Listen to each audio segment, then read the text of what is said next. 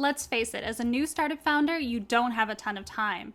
You know you should be reading, you know there's information out there that needs to get into your head, but you just don't have the time to sit down and wade through a ton of books. So I narrowed it down to 3 book categories, and I'm going to give you recommendations in each book category so that you can choose 3 books, only 3, that are perfect for your needs and for your preferences and for your startup.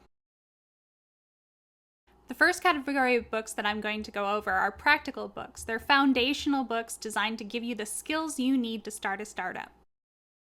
For anyone in any position in the company, I would recommend Lean Analytics by Alistair Kroll and Benjamin Yoskowitz. This book is a beast, but I have seen so many people carry it around with linings and little flags and folded down pages because they refer to it so often in their daily lives. Another book that's essential in the same series is Lean Customer Development by Cindy Alvarez. This book is perfect for your marketers and for your customer-facing employees, but it's also perfect for any founder because you have to identify who your customer is early on. If you take the time to read Cindy's book, you'll be way ahead of that game. The third practical book I'm going to recommend is Interviewing Users by Steve Portigal. It's an amazing book, and it's a Rosenfeld Media book. So I would totally recommend, on a side note, buying it in hard copy because these things feel amazing and they have wonderful diagrams and color. Interviewing Users is an incredibly practical step-by-step tutorial on how to talk to your customers in a way that won't motivate or deviate the results. Just to kind of sum it up, there's 2 types of research. There's quantitative, which is really easy to gain, like a net promoter score. Would you say that you would recommend this 1 to 10? That's a quantitative score. But when you're looking at qualitative data, like how do you feel about the UX? How does this product make you feel?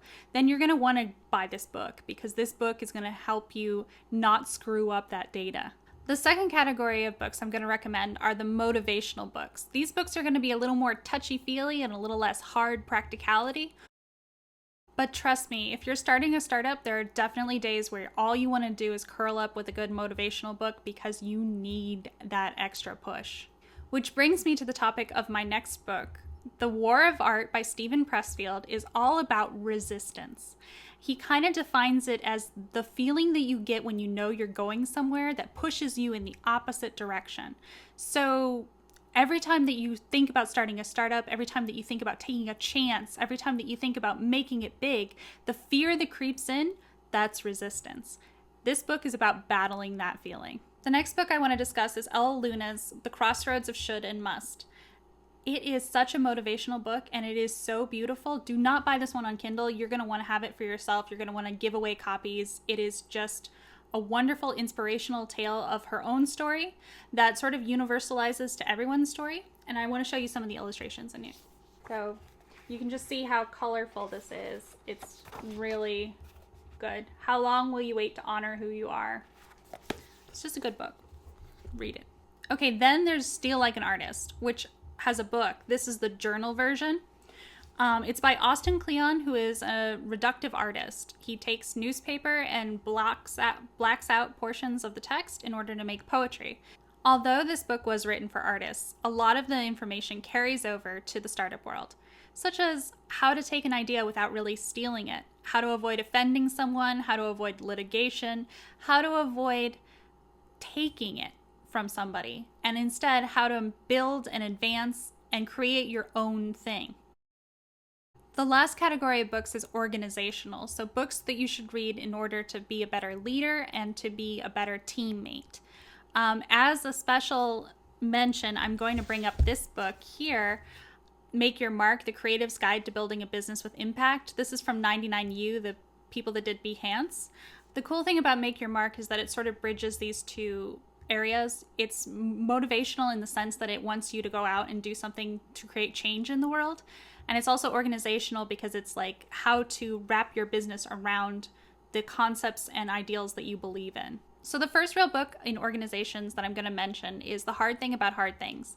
Admittedly, I'm reading it on Kindle right now, and I'm only like 10% of the way through, so I shouldn't really be recommending it, except that it is so good already. So if you're looking for answers, there's no better place to look than Horowitz's book, The Hard Thing About Hard Things. The last book that I'm going to recommend is a doozy. It's by David Heinemeier Hansson and Jason Fried of the Basecamp team, and it's called Rework.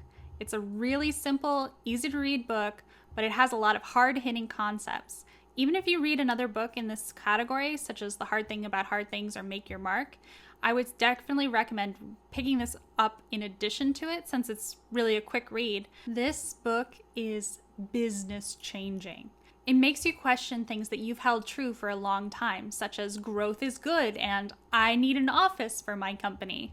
That wraps up the 3 categories for startup books. But I do have one book I want to mention on top of it, and that is Get a Financial Life. It's all about personal finance, and if you're working for a bootstrap startup, let me tell you, this is going to come in handy.